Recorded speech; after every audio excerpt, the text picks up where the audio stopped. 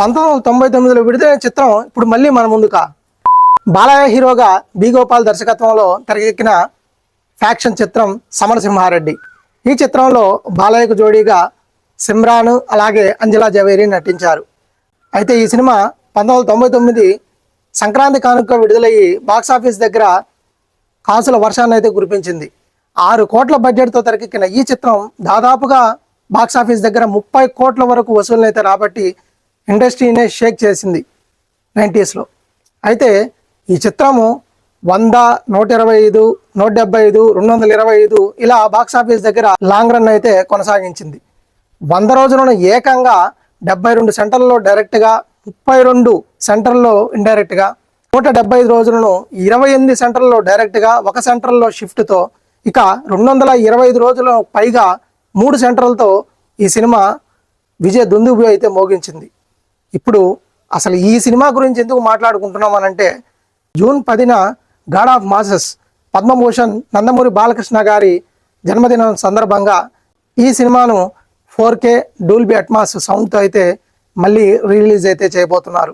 ఈ సినిమా కర్ణాటక అలాగే west Godavari district యొక్క రిలీజ్ కాబోయే థియేటర్స్ లిస్ట్ అయితే నేను ఈ వీడియోలో అయితే చెప్పబోతున్నాను. ఈ సినిమాను కర్ణాటకలో కృత్విక్ ఫిలిమ్స్ వాళ్ళు అయితే రిలీజ్ చేస్తున్నారు. ఇక ఏ థియేటర్స్లో విడుదల కాబోతుందంటే ఏఎంబి సినిమాస్ కాపాలి, ఆ తర్వాత విజయలక్ష్మి గరుడ చార్పాల్య, వినాయక మార్తాల్లి, శ్రీనివాస కడిగుడి, సంధ్య మాదివాల, వరదరాజు ముల్బాగిలు ఇవి కర్ణాటక థియేటర్స్ అయితే.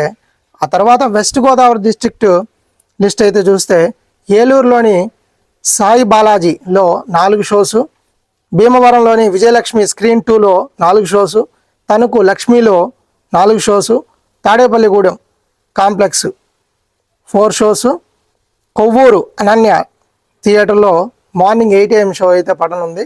ఇక రిమైనింగ్ సీడెడ్ రాయలసీమలో సమరసింహారెడ్డి సినిమా అంటే నందమూరి ఫ్యాన్స్, ముఖ్యంగా బాలయ్య ఫ్యాన్స్ అయితే హడావిడి మామూలుగా ఉండదు.